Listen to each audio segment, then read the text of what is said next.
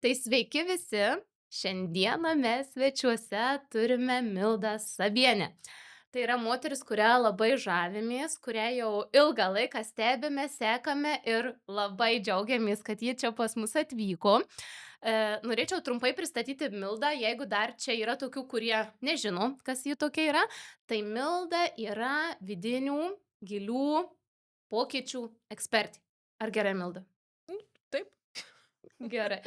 Tai su kokiomis nuotaikomis šiandieną čia atėjai, kaip jautiesi ir kuo, kuo kvėpuoji šią minutę? Kvėpuoju oru. Tuo, kuris čia liko.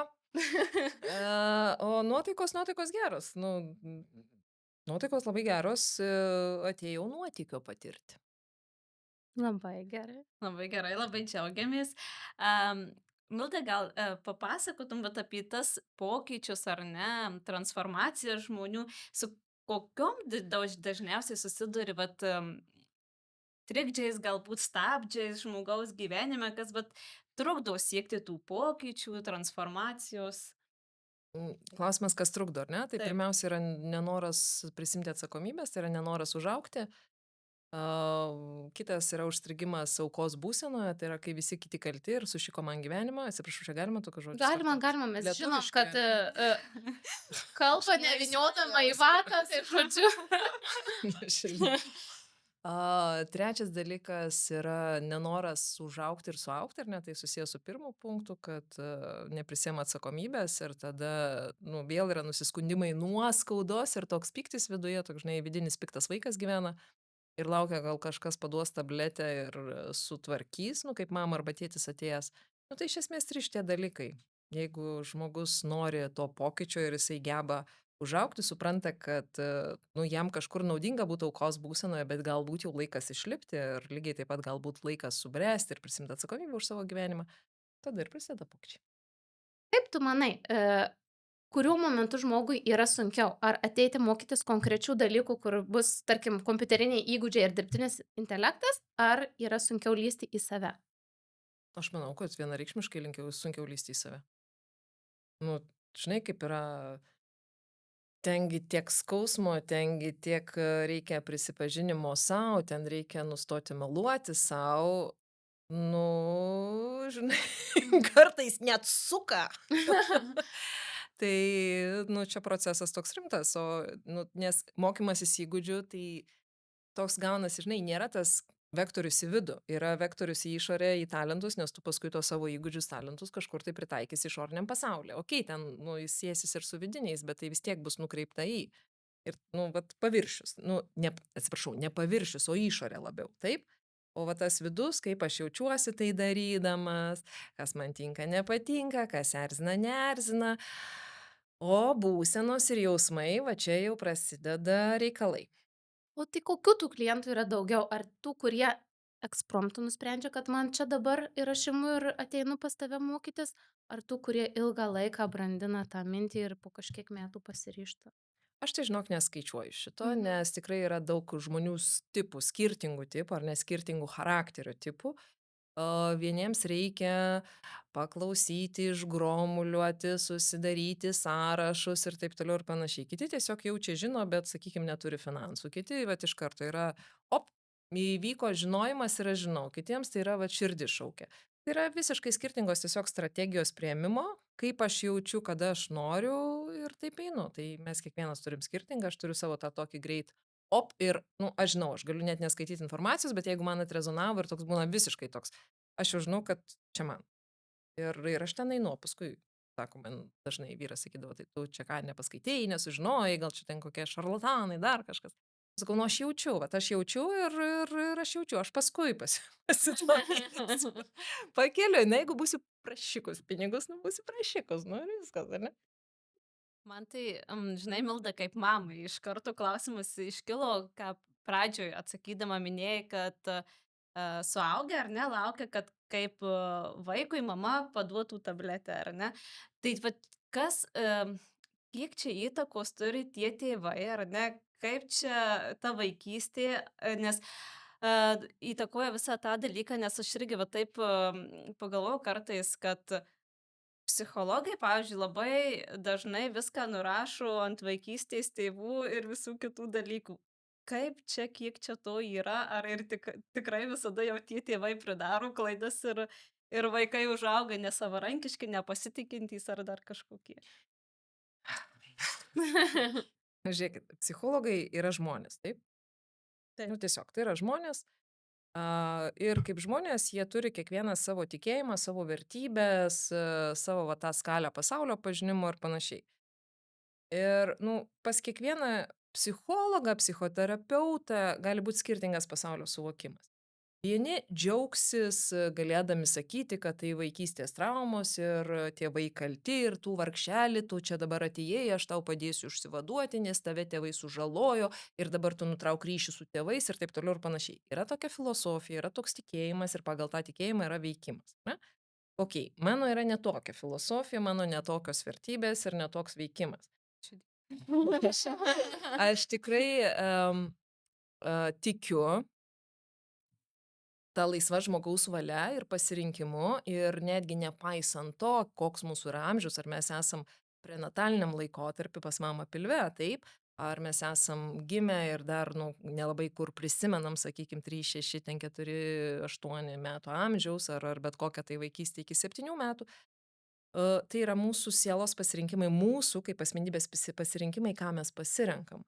Ir kai, nu, ir ką tai duoda va tą įgalinimą, ar ne, kad kai aš suvokiu, kad nepaisant to patinka man tai ar nepatinka, aš pasirinkau, mano siela pasirinko, patirti tą patirtį, patirti tą pasirinkimą, pasiimti šitą įsitikinimą, pasiimti šitą programą, tada aš galiu, tai yra mano laisva valia, tą pasirinkimą sakyti, ai, blemba, čia geras buvo, čia prisirinkau, naujų patyrimų, kokių visokių turėjau, dabar supratau, kad noriu kitaip ir aš tada turiu galę tą pačią, ar ne, išimti ir vietoj jos pasimti kitą. Jeigu aš veikiu pagal aną sistemą ir sakau, man prikišo, mane čia sutraumavo, man taip toliau ir panašiai, nu aš lieku toj pačioj neįgalaus vaiko pozicijoje, nes man prikišo ir jeigu tie prikišėjai neatsims, nu aš ir toliau gyvensiu su tų kakučių krūva, supranti, ir mano visos programos bus tokios, koks buvo ir gyvenimas bus toks, koks buvo. Tai aš labiau laisva valia ir žmogaus pasirinkimų, prisiemant atsakomybę, o kad nėra tėvų, šiaip nėra tėvų nestraumuojančių vaikų, nu, kabutėse nestraumuojančių. Tai va šitą reikia žinoti. Nepaisant to, ar jūs esat labai geras, jūs vis tiek straumuosit iš vaikų, bus pretenzijos, kad buvot per geras. Jeigu dėjot ribas, vis tiek turėsit iš vaikų pretenzijų, kad turėjot ribas. Davėt pinigų, turėjot pretenzijų, kad davėt pinigų ir neskatinot jų užsidirbti. Nedavėt pinigų ir jie gavo šitą, kad jūs vis tiek bus. Nu, ta prasme, bet kokiu atveju, nu, tai yra vaiko pozicija, ne, tiesiog vaiko pozicija. Pirmiausia, ką jis daro, kaltina tėvus. Tai absoliučiai nesvarbu, kiek pas jūs sąskaitų milijonų, ne milijonų, ta prasme, kokio jūs ten esat emocijų stadijoje ar nesat, kokia jūs, nu, va, iš viso kaip yra, bet kokiu atveju tėvai kalti. Tol, kol tas žmogus yra vaiko pozicijai. Aš pati irgi lankiau tėvystės kursus, visai neseniai baigiau tokius pakankamai ilgus. Ir jau tam finale sakau mūsų tai dėstytojai, nu tai pasakykit, ką mes čia darom, bet tai blogai, nu bet kad kažko jau nedarytume, kad tų vaikų nesutraumuotume. Tai mus vat irgi taip ir nuramino, sako, negalvokit, kad nebus taip, kad nesutraumuosit, bet kokiu atveju sutraumuosit, tai čia ramiai. Tikrai taip. Taip. Tai ar aš teisingai suprantu, kad jeigu vaikas, nu tarkim, dabar suaugęs žmogus turėjau blogą vaikystę, blogą finansinę situaciją, nežinau, blogas patirtis, kažkokius vat į jį nugulusius įsitikinimus, jis šiai dienai, turėdamas noro, dar gali tikrai kažką pakeisti. Tikrai gali. O tikrai negalės, žinot, kada yra 100%, kada negalės, kai gulės grabe. Ir ant jo kris žemės šitie reikalai visi, ar ne? Ir ten paskui užsidės pliusas. Tada tikrai nebegalės nieko pakeisti šitoj žemėje. Bet kol žmogus gyvas, kol dar ir įkvepia ir iškvepia, nu, nesvarbu kiek jam metų, jis gali keisti. O dabar apie tą gausą, ar ne? Labai nuolatos girdim žodį gyvenimas gausoje, gausa ir visi šitie dalykai. Kaip man suprasti, aš suprantu, kad čia turbūt sunku paaiškinti kiekvienam, bet aplamai kaip vat žmogui žinoti, ar jis yra gausoje ar ne? Ar jam reikia čia dabar kažkokių tų vidinių pokyčių, transformacijų, mokymų, dalykų ar panašiai?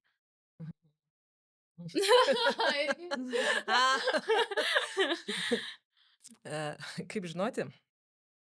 Na, žiūrėkit, pirmas dalykas, kuris gali būt, kad nepatiks tiems, kurie klauso, sužinoti tokį dalyką, kad nėra žmogaus, kuris negyvena gausoje. Visi gyvena gausoje, taip? Nes visatoje nėra tuščių vietų. Nu, vat ir dabar šitas kambarys, jisai yra pripildytas, ar ne? Pripildytas daiktų, pripildytas aparatūros, pripildytas oro. Ir čia nėra nei vieno centimetro, milimetro ar dar kažkurio, kuris nebūtų užpildytas, jeigu ne daiktų, tai oro. Taip? Vat kada čia būtų trūkumas, kai čia išsiurbtų ir padarytų vakumą ir mes pradėtume, tai tada tikrai, nu bet tada būtų gausa vakumo, taip? Bet kokiu atveju. Tai kai mes suprantam, kad, nu, irgi va čia toks mind shiftas, ar ne, toksai turi būti, kad viską tai, kai aš gyvenu, aš dabar gyvenu gausoje. Jeigu mano pasaulyje šiandieną gausa yra skundų, tai, nu, gal laikas susimastyti, ar ne, kur aš ten po kokius mešlynus klampoju. Jeigu gausa yra pykčio, kaltinimų ir dar kažko, tai nukakučių, visokių tai dalykų, tai, nu, irgi klausimas tiesiog, į kokią pelkę žmogau įlipa ir kodėl tu dar tenais iš ten neišlipi. Jeigu gausa yra meilės, dėkingumo, pagarbos, draugų ir ne projektų kūrybos, tai irgi yra gausa. Tai čia yra tik tai klausimas, pirmas dalykas nustoti skųstis, ar ne, kad aš gyvenu ne gausoje, o tiesiog sustoti ir pasižiūrėti, kokia mano gausa, ar ne, vat, kokia tai yra kokybė tos gausos. Kas ten yra. Ir tada pagal tai pasižiūrėti, man yra ok ir man yra ne ok. Jeigu ne ok, tai tada aš darau kažkokius tai veiksmus, kad prisimčiau ir pasidaryčiau savo kitokią gausą. Nu, bet čia vėlgi susitarėm. Noras yra tik tai gauti, ar ne? Kai noras tik tai gauti, tada sėdžiu toliau ir laukiu, kol nukris mana iš dangaus. Kol vyras padarys Jo, laimę. jo, jo, jo. Tai va čia visi šitie reikalai ir, nu, tada toliau sėdim ten. O kas daugiau yra klientas, tavo moterys ar vyrai? Jeigu esi coacherė, lektorė, ten psichologė moteris, aš sakyčiau, turbūt istoriškai yra susiklostę toks dalykas, dar nuo tų laikų, kai moteris buvo antrarūšės ir viską pasaulyje sprendė vyrai, ar ne, nu toks buvo etapas pasaulyje iki to, nu, kai čia tokios būna transformacijos ir tas etapas buvo ganėtinai ilgas. Tai labai dažnai moterų klientai yra labiau moteris, taip? Jeigu tai yra vyras, nepaisant to turinio, ar ne, ir ką duoda, ten yra daugiau pasiskirsto, yra ir vyrai, ir moteris. Tai va čia tiesiog apie tai, kad moterims nesvarbu, kokiam kontekste mes turim, ar ne, įdėti daugiau tų pastangų, kad pasižiūrėti, nes aš iš tiesų vienas iki esu net gavus tokį komentarą, kad, žinai, kaip tu kaip moteris negali konsultuoti vyrų. Aš taip sėdžiu, galvoju, palauk, nu tu dėl ko? Tu prasme, kodėl aš negaliu konsultuoti vyrų? O kodėl vyras psichologas gali konsultuoti vyrus, o moteris psichologė negali konsultuoti vyrų? Prasme, apie ką mes čia, žinai, kuriam mes viduramžiai čia dabar gyvenam? Nes aš galiu lygiai taip pat, ar ne? Aš esu iš verslo, man patinka verslas ir aš per verslą labai daug turiu klientų vyrų, kurios konsultuoju ir ten konsteliacijos ir visi kiti reikalai. Tai lygiai taip pat, jeigu tie patys verslininkai ateina ir mes paliečiam santykių temą, jiemsgi įdomu, nu, ta prasme, kaip moterims, išmintingoms moterims įdomu yra sužinoti vyro psichologiją, taip, tam, kad būtų, nu, supratimas, kaip moteriai įdomu sužinoti vaiko psichologiją, ar ne? Kažkodėl įdomiau negu sužinoti vyro psichologiją, kas čia irgi yra keista.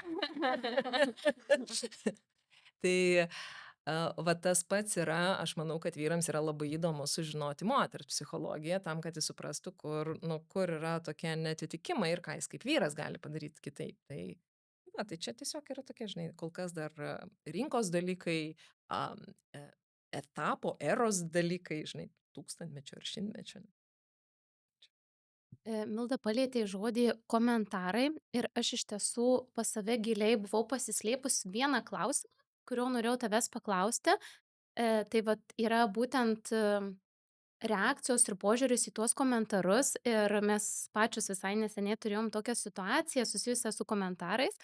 kai pradėjom vesti vat visus tuos podkestus, eiti į viešumą, gavom labai daug palaikymų pačioj pradžioj ir buvo taip labai faina ir mes čia labai jautėmės, nu, tikrai, gerai.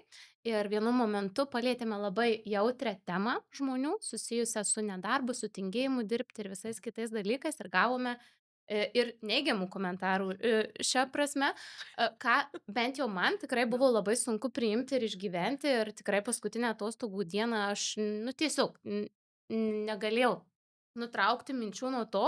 Ir kaip tau pačiai, nu, duok kokį patarimą mums ir žmonėms, kaip tu va tvarkais, arba kurioj vietoj man dabar reikėtų dirbti su savimi, ar ne, arba ką keisti ir daryti. Aš kaip ir sąmoningai suprantu, kad man turėtų nerūpėti, ar ne, aš vis tiek noriu eiti ir daryti, bet kažkur giliai ta patirtis pas mane nu, Tai gerai, nukapsėjo. o galiu paklausti, koks komentaras tave labiausiai užkabino? Vištos. Šitos vištos. Komentavo moteris ar vyras? Garantuotai moteris. Moteris. Bet ten ir vyrų buvo prikommentavusių. Nedirbau ir nedirbsiu ir šitos ofisų vištos Jos man nežino, kas nepaaiškins. tas darbas. Taip, taip, ten prie Jos kompo ir neaiškina. popierių tik sėdi. Nu, žodžiu, mes tikrai iš pradžių tai buvo tas momentas, kad aš galvoju, kad reikėtų kažką, nu, pakilo spaudimas ir iš tiesų norėjausi atsakyti tam žmogui, nu, vat, ta pirma reakcija tokia buvo, bet aš iš tiesų pažiūrėjau į tuos žmonės ir supratau, kad, nu, tikrai neverta gilintis, tada bandžiau nuraminti, kad einant į viešumą reikia būti pasiruošus šitam etapui, bet tiesiog, nu, vat, tai yra tas dalykas, kuris vis dar manyje gyvena ir gal tu ką nors galėsi. Aha, taip žinai, labai juokinga, nes iš tiesų, vat, ką tik paskutiniai stovyklai moterų, kai buvom, pradirbinėjom vištą, leidimą savo būti višta. Nes iš tiesų labai daug moterų, žinai, tarsi va, turi susikūrusios savo kažkokį idealistinį vaizdą, aš būsiu tokia, bet tikrai ne višta. Tikrai ne durnė, tikrai ne tokia nokia. Nu, bet tai yra, žinai, va, tos visos mūsų pusės, kurios yra šešėlinas ir, nu, žinai, aš ir esu avis ir aš esu asilė. Kaip ir, kaip ir višta manyje gyvena ir man gerai su savo zooparku. Supranti? Kai man reikia, aš tikrai būnu višta. Tikrai.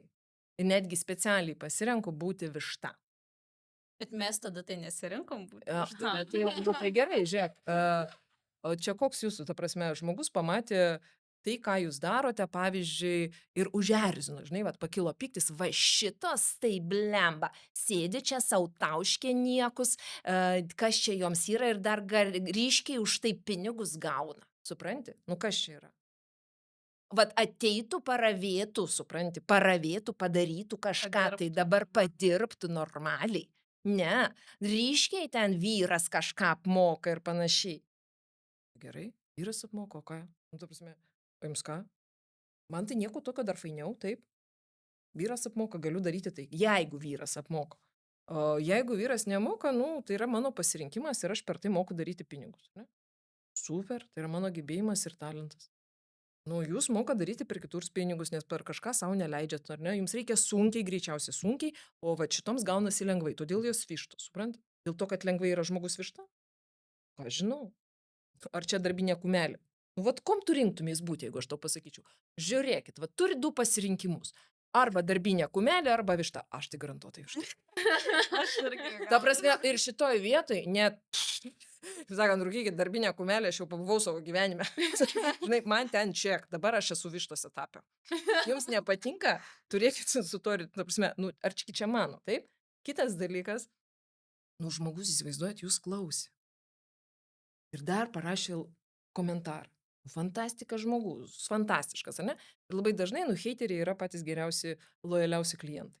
Nes, nu, tai jūs įsivaizduojat, nu, man pavyzdžiui, ne? Jeigu aš įsijungiu kažką, man nepatinka, aš iš karto skip ir aš net neįkvoju ten savo energijos. Ta prasme, nu, nieks nepatiko, padėjau, nuėjau knygą skaityti, ar tai, kas man yra malonu daryti. Prasme, aš neįkvoju energijos ten, kur man nepatinka. O šitas nuostabus žmogus jums atiduoda savo energiją. Nu, prabanga, ko negausa. Ne? Ir tada aš galiu sakyti, o nereikia, man tos energijos nereikia. Nu, žinai, aš pasakysiu, tai protinga durnė sakys nereikia. Išmintinga moteris sakys, nu, kaip jums dėk?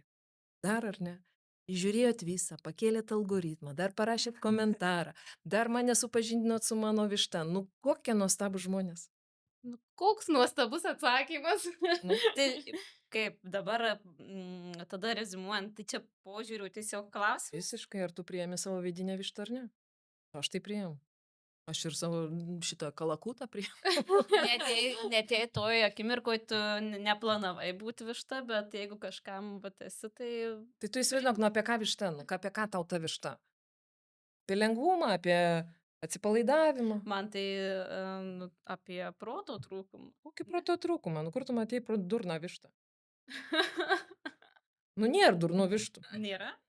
Nu nėra durnų vištų. Jos, supranti, jos tik apsimeta, kad jos tokios, kad jie tik galvotų, jos puikiai pasiekia savo, supranti. Nueina palesa, kur jiems reikia, susirenka.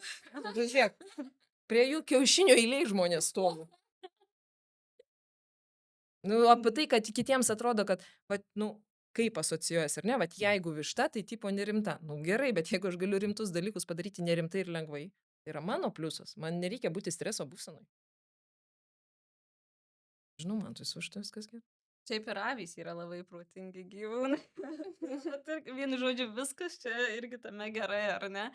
Nu, Bet aš irgi dar norėjau paklausti. Pavyzdžiui, pas mus, kai pas mokymų tikė, dažniausiai ateina moterys. Pas tave irgi moterys. Tai vat, kaip čia, kažin, yra? Ar tos moterys labiau nori eiti į pokytį, į savęs atradimą, ir netgi paliečiant ir santykių temą, ar ne? Kurią tu kalbi, ar moterys labiau nori santykius gelbėti? Kodėl va tos moterys, nu, tarkim, atmetant visą tą, kad kaip tu minėjai, kad moteris pas taip. moterį ateina. Aha. Bet šiaip gal kažkas yra bendro, gal vyrai mažiau laiko turi visiems. Ne, tiesiog vyrai labiau pasitikė savimi. O moteris mažiau pasitikė savimi. Todėl moterims reikia daugiau diplomų, daugiau įrodymų, daugiau kažkokių dalykų. Taip, taip. Aš rimtai. Kitas dalykas, ar ne, jeigu moteris turi vaikų, ar ne, tai yra, nu, vat, jie pas ją jausmas, kad jinai iškritus iš rinkos ir tai, ką jinai daro, tai yra labai nevertinga, ar ne, ir automatiškai tai kerta per savivertę ir per pasitikėjimą savimi. Ir tada ką jai reikia atnaujinti įgūdžius, taip toliau ir panašiai, ir dar 3 diplomai, arba dar kažką tam, kad sukurti, tam, kad įrodyti, ir ne tam, kad išgelbėti santykius. O dar dažniausiai būna toks dalykas, kad išgelbėti vyrą, todėl, kad jis atsigulė ant sofos ir liepia moteriai eiti dirbti, nes jinai vaikus tik tai augina ir jinai nedirba, ir jinai turi pradėti dirbti, ne? Nu ir ten tokia prasideda. Dar vienas dalykas yra per tai, kad per finansinį dalyką, ar ne? Moteris labai atėjusios į santykius kažkodėl pradeda kovoti dėl nepriklausomybės. Nu irgi tokia, žinai, šizofrenija lengvos formos. Tai dabar įsivaizduokit, jūs dirbat poroje ir pradedat va šitoj poroje savo projekte kovoti dėl nepriklausomybės. Nu tai kiek ilgai tas projektas truks? Nu kiek? Metus, 2, kiek? Ne? Tai va, nu lygiai taip pat ir santykiuose, kai prasideda kova dėl nepriklausomybės, nu tie santykiai yra apie nieką jau. Realiai apie nieką, ne? Ir tai va, tai yra moterų, kurios ateina iš smalsumo, taip? Dėl to, kad joms smalsu, yra moterų, kurios nori dėl savęs, ne dėl kito, ar nepaisant to, ar čia, žinai, vyras nori, nepatinka, bet savo kažkokią kompetenciją ugdytis, taip? Gali būti, kad vertybiškai jai yra svarbu mokytis, bet žinai, yra tokių, kur tik tai mokosi ir nieko neįgalina savęs, yra tų, kur įgalina. O labai daug eina iš to, va, to, kad aš nepasitikiu ir man reikia dar vieno diplomo, dar vieno diplomo, dar vieno diplomo, gal tada pradėsiu daryti, bet dar negaliu daryti, nes kuo tu daugiau didini savo žinojimo lauką, tuo automatiškai didėja nežinojimo laukas. Ir tada va, tokia moteris, jinai užstringa ir iš viso ten gaunasi. Aš dar pakankamai nežinau, dar neperskaičiau visų knygų, kadangi knygų per metus parašoma ne viena nauja, yra užburtas ratas. Tai savo labai didelius reikalavimus kelia Taip, moterys. taip. Ir Taip, didelius. nu pasižiūrėk, tai aišku, kad, nu, tarsi, pasižiūrėk, darbo rinkoje, ar ne, va tiesiog darbo rinkoje. Vyras su tokiais pačiais gebėjimais pasakys, aš viską moku, aš pasitikiu savim. Moteris su tokiais pačiais ir dar plus gebėjimais, jinai pasakys, aš dar nepakankamai moku. Nes jeigu moteris mokėtų save vertinti, tas nebūtų dabar 20% atskirties, atlyginimo atskirties, ar ne, tarp vyrų ir moterų, dėl lyties. Nebūtų. Nes tu tada žiūrėtum darbe į žmogų kaip talentų kompetencijų rinkinį, už ką tu moki pinigus, už gebėjimus. O dabar čia dar įsiveda lyties aspektas, kuris duoda tą skirtumą. Ir gaunasi, kad moteris turi dirbti daugiau, tam, kad uždirbti 20% mažiau, o vyras dėl to, kad jisai pasitikė, jisai uždirba daugiau.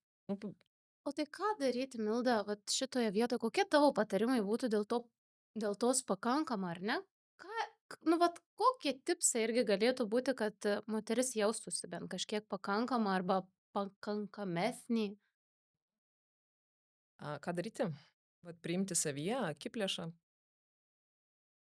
priimti savyje ryžtingą, priimti savyje tą, kuri kovotoja. Nu, bet aš, žinai, nes irgi čia toms, kurios augina mergaitės ir, žiūrėkit, ar ne, jeigu auginam berniuką ir mergaitę, yra skirtingos strategijos auginimo, bet tai yra kultūriškai, ar ne, ir socialinės tokios normos, kurios jau išsivysčiusios ir įsidiegusios yra labai giliai, kad berniukas už tą patį veiksmą, kuris jisai duoda į snukį, kažkam tai yra gerai, jisai pakovojo, jeigu mergaitė už tai, kad iš jos atimė kastuvėlį, davė į snukį, kažkam tai jai pasakys, tu reikia būti gera, reikia. Mergaitės nesim. Jo mergaitės nesimuša, reikia dalintis. Palauk, kodėl už tą patį veiksmą berniuko yra okei duoti į snukį, ar ne? Kodėl nu, ir šitoje vietoje ir tada jinai instinktyviai, nes tai yra savigynos reikalas duoti į snukį, kaip vaikas už tai, kad, nu, tai yra pažeistos ribos, iš manęs atėjo atimė be pagarbos ir aš dabar ginsiu savo teritoriją. Automatiškai toks nuo vaikystės prasideda toksai, tu dabar susimažink, tu dabar būk gera, tu dabar dalinkis, mergaitė negali būti grubi, mergaitė negali pasakyti griežtai. Nes tokia, nu, bet mumise visuose yra ir griežtumo, ir grubumo, ir agresijos, ir tai yra visiškai sveiko žmogaus, ar ne, rinkinys. Ir tada gaunasi, kai aš šitą savo savybę slopinu, aš tada sakau, bet žiūrėkit, man vis dėlto reikia būti gerai, ne? Gerai. Vyras tai jam yra okei būti to, ko jisai, nu, ta prasme, Mhm, mhm. vien tik tai, ar ne, pagaunat va šitą, kiek yra reikalavimų uždedamų mergaitiai Mhm. auginant ir kokie kiti reikalavimai mažiau, nes, būna dažnai, berniukas, Berniukas. ne, ai, nesusitvarkė, mergaitiai, mama ypatingai. Ne iki galo, ne? O berniukas, duok aš pati padarysiu. Nu, vat jums ir pradžia. Nu, bet žinai, Milda, dabar aš klausau ir aš tai iš tiesų labai, mano mergaitė dabar 7 metai ir aš labai stengiausi joje ugdyti tą, kad tu gali ten, nu, vat irgi būti visokia. Nu, ir, žinai, dar tam tikri dalykai, kai jai buvo 3-4, buvo visai linksma, juokinga, dabar kai 7 žiūriu, kad tam tikri momentai, tas charakteriaus stiprumas ir gebėjimas pasakyti, kas man labai patinka ir labai nepatinka ir labai aiškiai pasakyti ir ko aš darysiu ir nedarysiu, nu nepatogus man. Faktas. Žiūrėk, o jeigu va su šituo charakteriu, šitais bruožais būtų berniukas? Turiu ir berniuką, Nu, nežinau, lygiai taip pat nepatogu, manau, būtų. Nu. Aš kažkaip, vat, aš nežinau, dabar, kai tu irgi užsiminei, kad skirtingai kažkaip, nu, vat aš dar kol kas, vat tų skirtumų, nu, pakankamai atrodo, kad vienodai aš juos auginu. nu atrodo, bet pastebėk, kiek berniukų metų? Metai, 2 bus. Tai dar ne. Palauk, Dar palauk, kol paaugs iki 7 ir, nu, ir tada koks bus charakteris, ar ne? Va, čia tiesiog yra. Ir, na, žiūrėkit, pirmas dalykas, nėra užduotis būti patogiems tėvams, ar ne? Vaikų užduotis būti savimi. Tiesiog, kaip ir mūsų, bet kurio užduotis yra būti savimi. O toliau yra tėvystė, tai, nu, nėra tas darbas, kur atėjau, pasižiūrėjau į gėlytę, vat nekelia rūpesčių, koks fainas. Dabar galiu eiti užsimti, pažiūrėti teliką, ramiai savo pavalgyti ir viskas gerai. Ne, tėvystė tai yra juodas darbas. Ne, ypatingai moterims, kurios, nu, turi tas vat, visas emocinės, psichologinės kompetencijas perimti, auklėjimas, nu, tai yra moters juodas darbas, va čia tikrai juodas darbas, kur, nu, nėra, kad kas ir susipurvina rankas. Motinystės atostogos. Nu, čia va tas jo žodis, žinai, kur yra nesąmonė, iš esmės ir dėl to pačios mes nevertinam tos motinystės kaip labai didelio darbo, nevertinam, ar ne? Pirmas dalykas. Ir va šitoje vietoje, kai moteris išmoks pasakyti, irgi atkreipkite dėmesį, kai vyrai sako, ar ne? Aš esu šeimos galva. Iš karto, ne? Šeimos galva. Čia aš esu namų šeimininkas, taip. Op. Ir žiūri povas savo valdas, taip. Ką daro moteris? Aš esu namų šeimininkė. ar ne? Iš karto.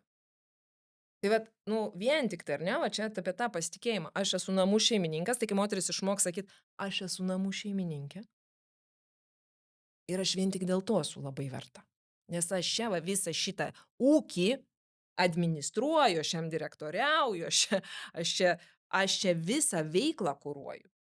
Suprantat?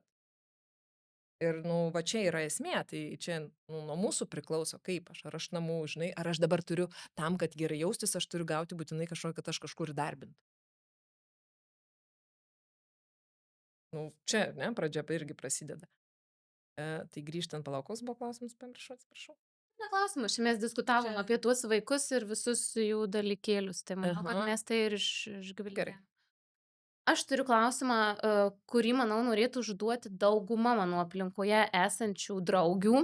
Tai yra vat susijęs su tais alfonsais ir vyrais, kurie kažko nedaro, kur moteris norėtų, kad darytų, bet jie nedaro.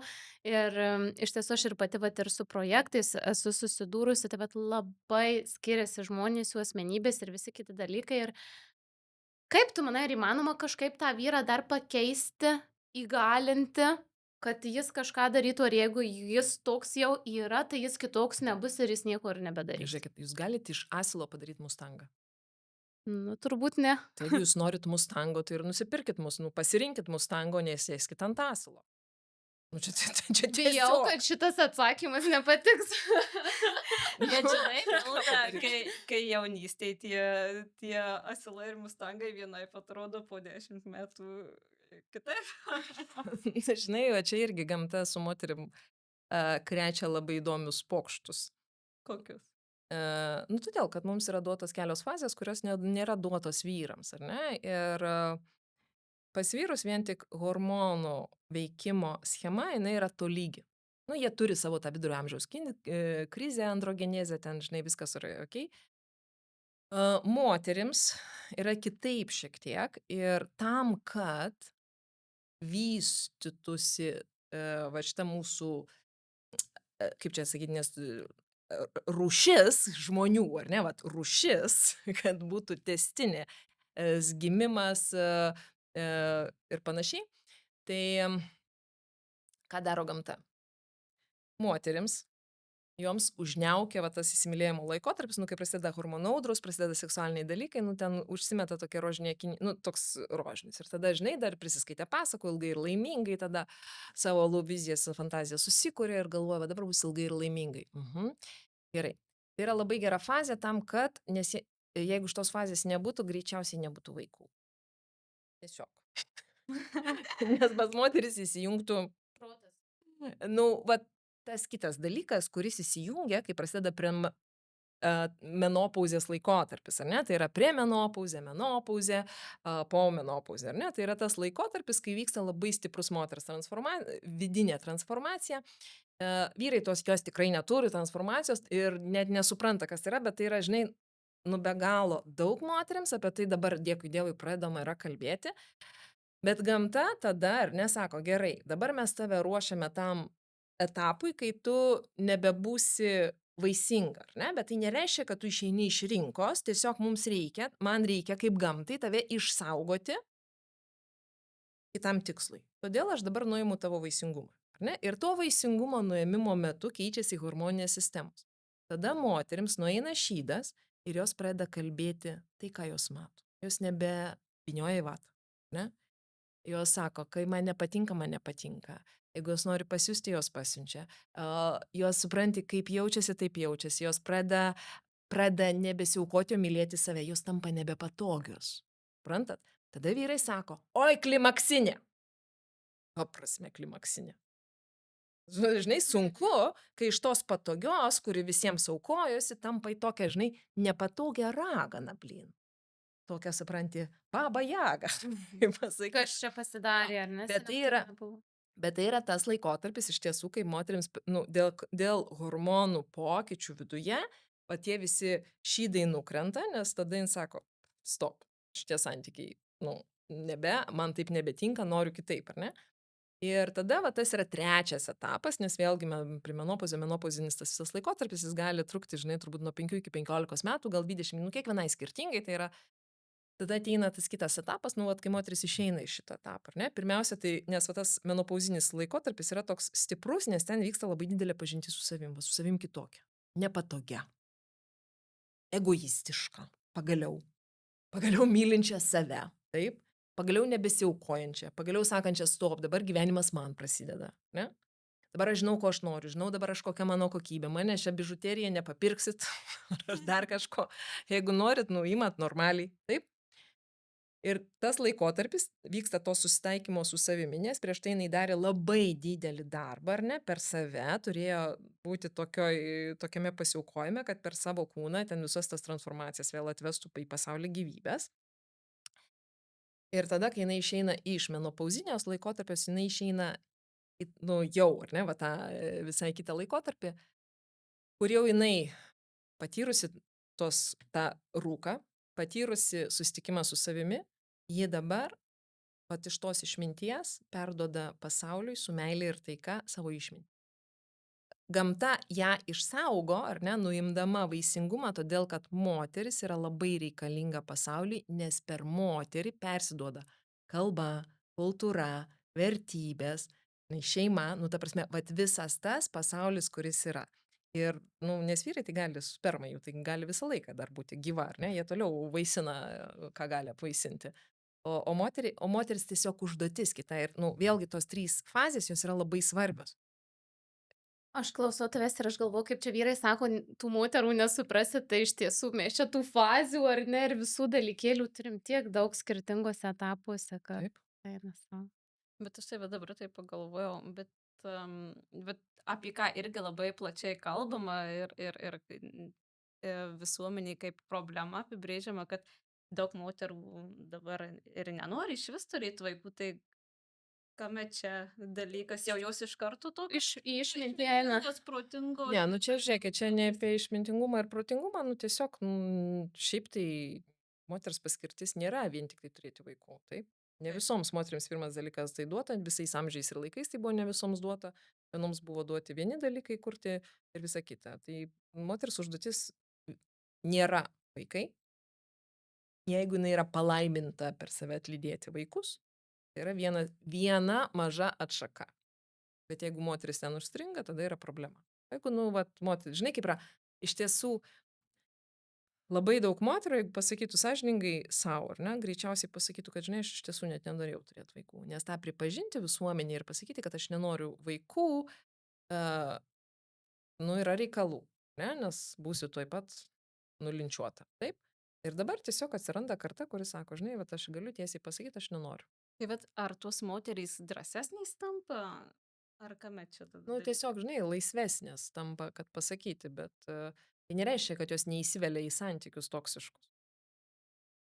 Žinai, ir ten rūkas, kad jisai neegzistuoja, jis egzistuoja, ten rūkas egzistuoja, jiems reikalingi tie santykiai, bet, nu, ateis plius minus ten tas vat menopauzinis laikotarpis prie ir jos jau sakys, nu, blema, čia, žinai, klausimas nuo jos brandos, ką jin pasakys, ar neapkaltins tą vyrą, kad jis yra toksiškas, narcizas, kaip dabar labai įprasta ir Labai dabar madinga yra. sakyti, dabar vieni ir narcizai aplinkui.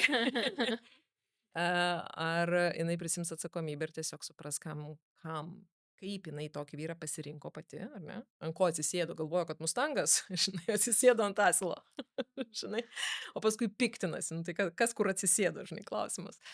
Ir va tada yra tas atsakomybės momentas ir brandos momentas. Bet Milda, vat, iš tiesų, tu taip laisvai kalbi apie tuos dalykus, kurie galbūt žmonėms irgi nėra patogus, ar ne? Ir taip ir sakai, kad rėžiu tiesiai šviesiai.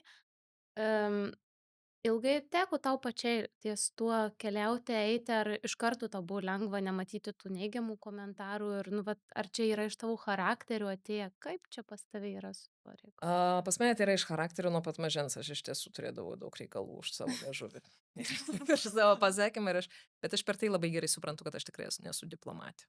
Nu, aš tikrai nesu diplomatė, aš tikrai negaliu dirbti klientų aptarnavimo skyriui, kur reikia labai gražiai visą laiką viską pasakyti. Nu, vat, žinai, irgi tos duotybės labai gerai man pasako, kur ne mano sfera. Tiesiog ne mano sfera. Ir buvo laikas, aš save ten irgi norėjau apdrošti ir būti, ar ne, va tas yra gera, kažkokia geresnė negu esu, kol aš irgi tai jau per savo terapijas ir supratau, kad viskas čia su manim okei. Ta prasme, mano duotybės yra tokios, aš pradedu jas priimti ir tai yra mano talentai. Tai nebėra minusai, tai tapo mano talentai ir pliusai. Taip. Ir pas mane ateina tiesiog tie žmonės, kuriems atsibosta tas cukruotas, žinai, dangus ir nori tikro skonio, ar ne, va to tikro, kai pasiilgsti tikro. Tai vat tikro ir dar rezultatų. Tai vat mano kombinacija. Tikrumas plius rezultatas. Viskas, važiuojam. Prasme. Tu save palepini, įkrauni, kai jau būna tas laikotarpis, kada pavargsti, ar būna? Arba vat kada Dar vis tampas būna. Dar vis būna, nors aš žinau šitą savo problemą, kad aš atsilaisvinu laiko, bet paskui man ten vis aš kažkaip sugebu prisiorganizuoti. Bet aš žinau, kad, pavyzdžiui, jeigu aš turiu intensyvų laiką, aš po to specialiai pasidarau kalendorių, užsiblokuoju savo dienas, kad aš nedarau arba pusę dienos, ar ne? Nu, tiesiog, ir kadangi grafikas pas mane nėra nuo 8 iki 5, tai čia turi tos saviatsakomybės daugiau, ar net skaitomybės savo, kad va, čia tiek dirbau, dabar ilsiuosi. Tai priklausomai. Dėl to man, pavyzdžiui, yra labai svarbu mano ten, žinai, sportas ir rytinis pasivaikščiojimas. Nu, man čia yra toks vat, kontaktas su savimi, kai be telefonų, be nieko eini ir tiesiog tokia, žinai, meditacija savo, plus esi gamtoje. Leidžiu savo miegoti iš tiesų. Man labai svarbus miegas atsistatymui, leidžiu savo žiūrėti filmus ir skaityti knygas. Vat man tai būna geriausi dalykai, kai aš tada rimstu ir esu su savimi. O mano klausimas, vat irgi, ar ne, apie tą vat leidimą sau būti patogia, nepatogia ir visokia. Kaip šitoj vietoj, man vat irgi toksai klausimas, dažnai aš pastebiu žmonės, kurie, nu, vat labai eina į tą saviugdą, į save ir labai man toks akcentas iš tų žmonių atsispindi, kad vat aš tai aš galiu ir viskas atrodo aplink mane ir aš jeigu noriu, vat pasakysiu tau šiandien eik tu ten kažkur ir vat ar čia irgi neturėtų kažkokios dar ir šalia, nežinau, normos visuomenėje atsirasti ar dar kažkas, ne? Nu, aš tai galvoju, žinai, kad pirmiausias dalykas yra pagarba. Nu, be pagarbos niekur. Jeigu tu esi be pagarbos, tada greičiausiai, taip sakyčiau, 99% ten yra puikybės. Ir dabar labai daug tos dvasinės puikybės, kad aš čia einu sąmoningumo keliu, o tu tai lochas, ten dar kažkoks, tu čia žemesnis, tu dar neperskaitai tų knygų, tu dar neklausai tam seminarį ir taip toliau. Ir labai dažnai tą, kurį vadina lochu, jis turi daug daugiau pagarbos, ne? Ir jautrumo aplinkai, negu tas, kuris ir einas sąmoningumo keliu ir ten tik tai užsideda. Tai, sakykim, toks dalykas. Tai man pirmiausias dalykas yra pagarba. Man kažkaip tai atrodo, tai yra Mhm. natūralu, kad jeigu aš gimiau, ar ne, ir aš gyvenu, yra pagarba. Tai pirmiausia, kaip žmogus aš turiu gerbti save, ar ne, tam, kad gerbčiau save, aš turiu žinoti, ko aš noriu, kaip aš noriu, kokie mano talentai, kokios mano savybės, kas man tinka, kas man netinka. Ir tada aš per pagarbą savo, aš galiu tada gerbti tave. Ne? Aš tada, gerbdama save, aš galiu priimti tavo atsakymą ne. Ir kai tu sakai, kad tau kažkas netinka, ne, arba tau neokei taip yra, tada aš galiu girdėti tave ir priimti, kad tai nėra nieko asmeniško, tai yra tiesiog tavo toks formatas. Ir taip, jeigu aš neturiu pagarbos sau, tada aš galiu įsikibti į tave, tada aš galiu tave mokyti, tada aš galiu daryti, nu, realiai smurtą, ar ne emocinį smurtą, pažeidžiant tavo ribas, aiškint, ką tu gali jausti, ko tu negali jausti ir taip toliau ir panašiai. Kai aš einu be pagarbos, vat tada ir yra. Tai ta pagarba, ar ne, mes bet kokiu atveju turime gerbti ir turbūt ir vaikuose, ar ne, ugdyti tą pagarbą ne Taip, tik sau, bet ir pasauliui. taip, taip. Žodžiu, galima rinkti save, brėžti ribas taikiai ir su pagarba kitiems. O žinai, man, vat, pavyzdžiui, kai gerbi save ir esi savo orume, man net nėra failo brėžti ribas, nes tu tiesiog žinai, kur, prasme, nėra poreikio. Mhm. Nu, Mhm. pabandykit prajausti, kai aš esu pagarbi savo ir ore, ar man reikia brėžti ribas. Brėžti ribas man reikia tada, kai aš bijau, kad kažkas užpuls. Mhm. Tada man reikia pasistatyti tvorą. Ir tada Mhm. man prie tvoros reikia sargo, kuris saugos, kad niekas nepereitų mano užbrėžtos ribos. Ar ne? Ir tada mano resursas nueina tenais. Nes jeigu aš žinau, kad, nu, tai yra mano teritorija, nu, kažkas žais, aš pasakysiu, žiūrėkit, ponai mėly. Nors nėra tvoros, Mhm. bet Mhm. Ne, ir aš tiesiog, man tada nėra poreikio statytis tvorų, man nėra poreikio pieštis ir buvo, nu, ta Ir prasme. šaukti, ar ne, kad Taip, čia, oi. taip, taip, taip. Bet, nu, va čia tiesiog, ar ne, Mhm. toks irgi vidinis, ar aš einu iš trūkumo, ar aš einu iš pagarbos.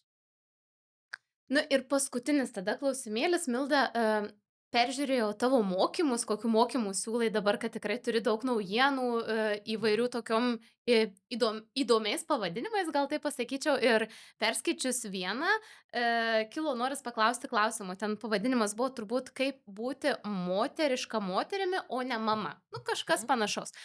Ir man kilo noras, nu, išpešiu kokį nors vieną patarimą visiems nemokamai iš tos programos, kad, žodžiu, visi gautų kažkokį tipsiuką ar naudos. Nu, vat. Tai, nu, ką nors pasakyk iš to mums tokio faino.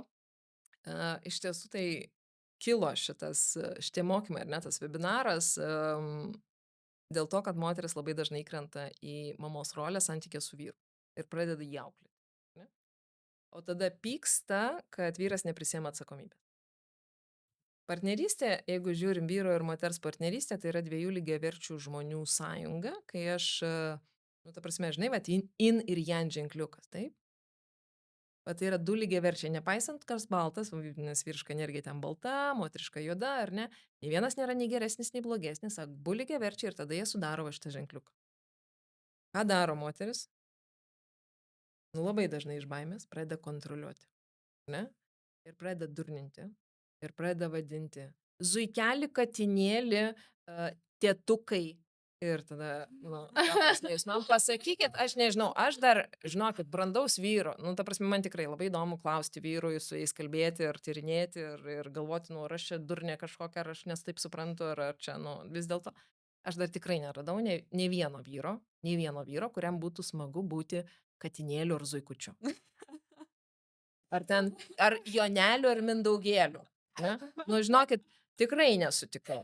Va. Jie gali iš pagarbos moteriai nutylėti, bet jeigu moteris ateina ir paklausia, žiūrėk, nu, vat, kaip tu norėtum, kad aš tave vadinčiau, jie tikrai, nu, nenori, žinai, būtų. Norėtų būti, Ne jaunuku, taip, o Jonu. nu, taip. Tikrai norėtų būti Jonu, nori būti ne Petriuko, o Petru, supranti, jie tikrai nori to būti, jie nori būti karalium, jie nori būti herojum, jie nori būti liūtų, nu, supranti, o ne katinėlis, nu, ta prasme, apie O ką tai, mes čia? sakytume, liūtė. Nu, paklauskit vyro, kaip jisai nori, nes, nu, pasižiūrėkit, va, pavyzdžiui, jeigu kalbam apie rytų tautą, ar ne, tos, nu, rytiečius, pradėkim nuo to, žinai, turkai, graikai, Arabijos šalis, ar ne, kaip tenais kreipiasi į vyrus ir berniukus jau nuo mažens. Jie sako, ir į mažą berniuką kreipiasi tu mano liūtė. Nesako katinėlė. O paskui nesako, tu žinai, kodėl šitas katinėlis dar neužaugo, kodėl jis vis dar guli ant pagalvėlės, kodėl jį reikia glostyti. Suprantat? Nu, kodėl kad katinėlis? Suprantat? Kai yra liūtas ir ten labai daug, ar ne, vat, nu, liūtas. Nu, mums iš karto yra asociacija, kas yra liūtas. Liūtas yra karalius, liūtas yra toks, liūtas yra energija. Ten nėra apie pabrukusią uodegą ir kažkokią, na, dabar pagulėsiu. Nu, ta prasme, jisai žino, ko nori. Tai yra vyriška absoliučiai energija tokia, ar ne? Ir tada tas berniukas, kuris girdi nuo pat mažens, kas yra liūtas, ar ne? Tu esi liūtas. Liūtas tai yra ryžtingas, tai yra drąsus, tai yra tikslo siekiantis. Tai nereiškia, kad aš esu čia, supranti, kažkoks huliganas, ne? Bet jeigu reikės, aš išleisiu nagus ir aš apginsiu tai, kas man svarbu, ne? Aš subursiu, nu, tas pats, žinai, karalius liūtas, pasižiūrėti multiką, nu vėlgi, net to liūtiškumo ten labai gražiai irgi pavaizduotos tokios vienas, kur iš puikybės eina, net šarkanas, ten hienos visos, va, tie tokie, žinai, dar. Ir iš tiesų, kas yra karalius, tai yra vienijantis. Tai yra prisėmantis atsakomybę, tai yra kuriantis bendruomenę, tai yra labai stiprus, ar ne, va, tas personažas. Tai va, kai nuo mažens savo sūnų pradedi vadinti, esi, nu, sakykim, kad ir liūtas, ir jisai pradeda girdėti.